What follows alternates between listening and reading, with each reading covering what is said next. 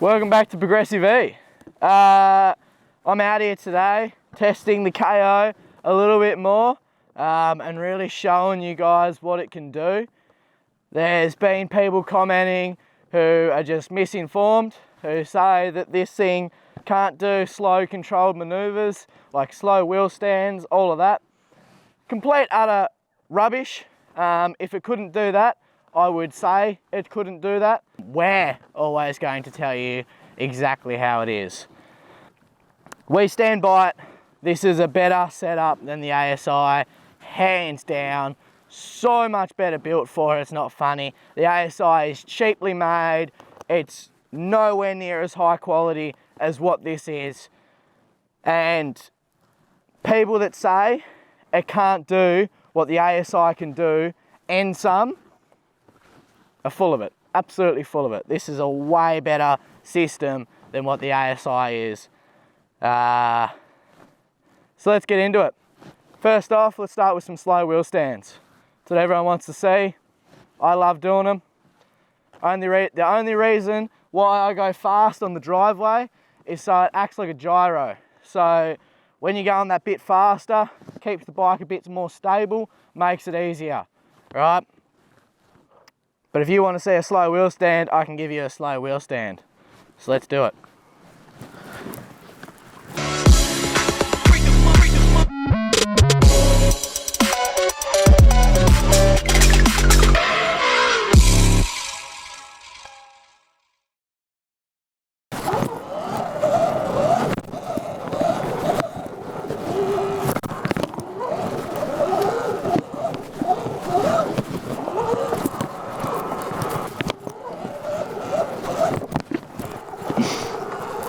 Like that is slow.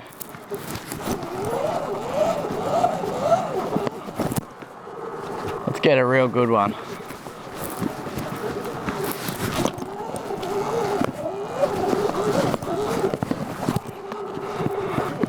The other thing is too, this bike is tuned to have more of a petrol bike feeling. So we didn't give it too much in the bottom end. But you can go and give it heaps in the bottom end if you want to. If you want it to be super, super pokey and uncontrollable and do something that a petrol bike has never been able to do, you can do that quite easily. You can change the map. There's no issues with that. Me personally, I wouldn't want to do that. It makes it harder to ride everywhere else. It makes it harder to ride the way I ride. But if you're a slow rider and you want to do some tight technical maneuver stuff, feel free to tune it that way. There's no issues with that. Eventually KO is going to make it so that you can switch between multiple different tunes on the fly rather than just the sport and eco. So there's going to be no issues with that. Say if you wanted to make a real torquey, low speed tune, you can do that. And then obviously then you could have your normal map, like the way we've got this bike tuned. You can do that. There's no issues with any of that, which is just the beauty of the KO setup. You can tune it however you like. I'm still getting used to Jared's balance point and his longer swing arm.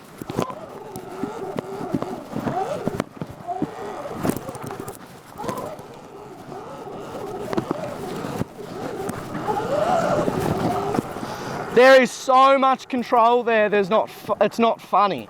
Like that's more control than what you'd have on a petrol bike.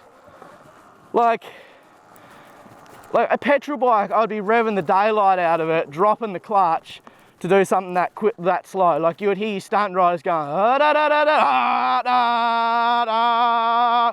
Like that's what it would be. Like that's exactly what it would be. And you watch them, like when you see them doing their parking lot stuffs, like if you watch all the sport bike, stunt bike stuff, right? They'll be in the parking lot, say if they go for a circle wheelie, and it'll be da da da da da da da, and it'll just be sitting there in a real high RPM, because that's what you got to do on a petrol bike. It doesn't have the torque. where this has the torque, and obviously so does an ASI controller. But people that say that this is not as good as an ASI controller are full of it and haven't actually ridden it themselves, or at least haven't ridden it tuned properly. I'm very sorry for those people that know it's good. I know I sound probably very short at the moment, but yeah, we're just sick of the comments of people saying it's not as good, and it's doing the whole Suron market a disservice. You know, all the guys from KO are just here to make a good product, and from day one they've been supportive of everything we've told them, every little feedback we've given them, and they've worked their ass off, and they deserve some appreciation because this is an amazing product. Like I really highly, like I love it, and I don't even have one on my bike. Like, you know, like I ride a BAC 4000 every day, and I get on Jared's bike and go, oh, this just feels so much better because the tune, the map, it just feels better. Like, you know, before it didn't. Before I got on Jared's bike and was like, this is average as, because KO was still working on it. But as we said from the start, you got to stay patient, and that's what we did. We stayed patient, we worked with them, and now we've got a product that is just awesome. Like there's no issues. There's no issues at all with this product now. It's sick. Like, you want me to go any slower, or is that good? The reason why we started this channel is because there's so much misinformation, especially on this Suron stuff. Like when we first got our bikes, we were following other people's information and would get the parts they would suggest and whatever, and we're like, these are just average. Like, these are crap.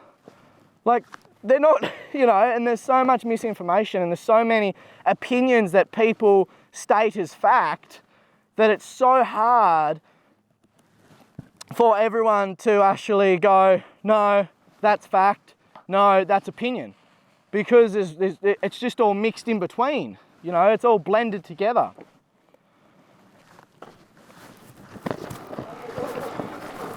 Let's do a circle wheelie. I'm not very good at the old circle wheelies, but we can give it a go. I put my foot down, but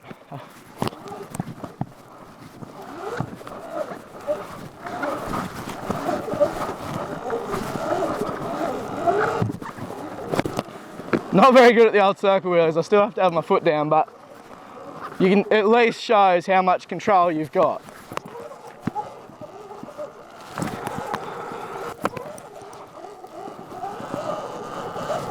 Right, so here's a log.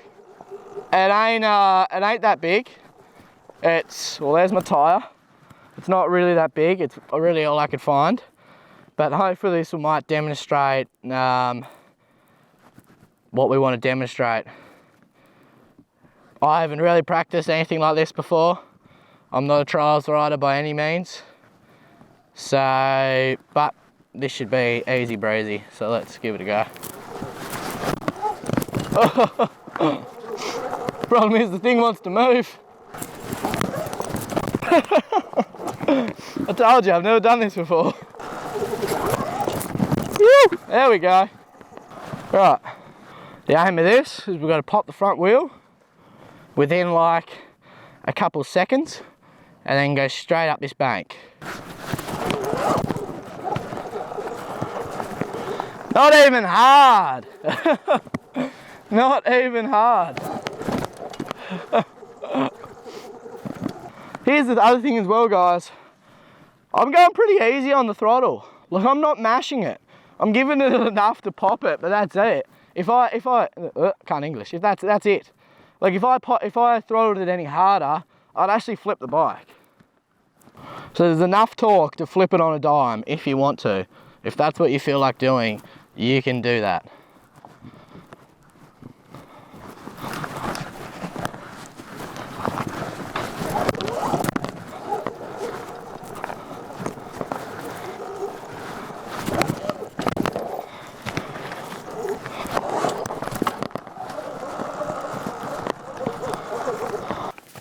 So if I had no control, what you saw me just do there, where I legit accelerated off the bank to then land perfectly flat, to then brake right before I go off the bank over here.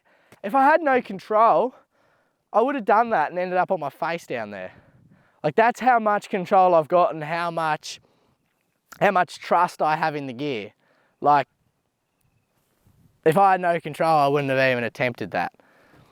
Like, that's what you call a slow maneuver. I was going bloody all speed, gave it a little bit of gas, enough to land flat, and then hit the brakes so I didn't go off the bank and let off. The second you let off, the power cuts out straight away, like the ASI tune does. Right, so there we go, guys. That was actually quite fun. Far out, it's hot out here. But that was fun. I've actually never really done much trials riding, or type stuff. I wouldn't consider that heavy trials riding. Heavy trials riding is jumping on top of containers. But getting back to what I was saying, it's okay to be wrong. I'll admit, 1821, right? I said that tyre combo was too big for the bike. I was like, 1919 is a great size, you know, you can do everything you want to do. I still stand by that. You can still do pretty much everything you want to do. But if you've got some real bumpy terrain and you've got some real gnarly, muddy stuff, it does make it a lot easier to have bigger tyres. And I actually said to Jared the other day, I'm like, because I jumped his bike obviously in the last video, and that was the first time I'd actually properly jumped it on the 1821s. And, well, 1821s. And it felt great. It felt really motocrossy. But anyway, that's not what we're here to talk about. What I'm saying is try not to use opinions as fact, right? And we try our hardest to bring you guys nothing but fact, or at least if it's not fact, our, you know, educated opinion. This bike can do everything you want it to do, right? The fact that you can change on the controller anything you want, right? And you can modify it to feel whatever way you want it to feel. The fact that you can do that, like, that's what electric's all about. Like, being able to do that is something you could never really do before, other than, you know, changing an ECU map, which is obviously a modern day way, but even back in the day, changing jets on carbies. Like, that was really the only real thing you could do. Where now you've got electric power and you can modify it and tweak it to however you want, which is what we hated about the ASI controller, because obviously we bought the eBMX tune, and this is nothing against eBMX, but it made it difficult for guys like us that love playing with stuff. You know, we love to change it up, and especially someone like Jared, who just loves tinkering and changing it, and you know, when down the road, when I eventually get this set up as well, I'll be doing the same. You know, if I want to change anything, whether I want to change the map or, you know, anything, I'll be doing the exact same thing myself and tinkering with it myself, which I'm really excited for. That's why we released that video with our tune in it. So anyone can just buy this setup, put our tune on your bike, and I tell you now, you will love it. You will hands down 100% love it. And, you know, that's why we didn't make you pay for our tune. You know, we would never do that sort of thing, because that's what we hate personally. You know, we hate that sort of stuff. People monetizing things as simple as, you know, a tune for a bike that should be free. Because this is just a really good setup. Like, it's just awesome. Like, I would never buy another BAC, like, ever, unless I was putting in a golf buggy. You know, like, but anyway, I'm going to wrap it up there. I've done enough chit chat today. You know, it definitely has gotten me a bit worked up. I apologise for that. I'm a very, you know, I've got a big heart. So, you know, when I see people just dribbling rubbish, I feel bad for people like KO and stuff who are literally just trying to help out. If anything, people should be slaughtering the ASI setup, because if anything, we've been led astray with that, thinking that was a great setup. And, you know, it is. It does the job. It's fine. But little things to me, like not being able to customize it and not having it fully waterproof, are big deals to me. You know, it's a dirt bike. It should be able to go through puddles and whatever you throw it at it, you know, no dramas. It should be better than a combustion bike, right? You haven't got the worry of getting water in an intake. All you got to do is waterproof some plugs, you know, and that's it. Like, you know, we've tried so hard with that plug to silicon it all up, but you still just get stuff in there. But KO just came out with just an amazing product that's just fully waterproof right out of the gate. And we're stoked with it. We're really stoked with it. But anyway, that's enough from me today. We'll see you in the next one.